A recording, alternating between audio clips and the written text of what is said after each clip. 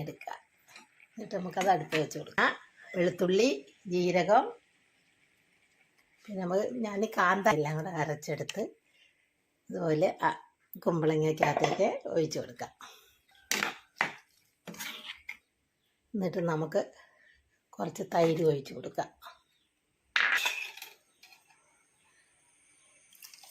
പുളിയില്ലാത്ത തൈര് ഒഴിച്ച് കൊടുക്കാം. എന്നിട്ട് പാകത്തിന് ഉപ്പ് ഒഴിക്കുക. കുറച്ച് ഉലുവാപ്പൊടി ഇട്ട് കൊടുക്കുക. ഒഴിച്ച് കൊടുക്കുക.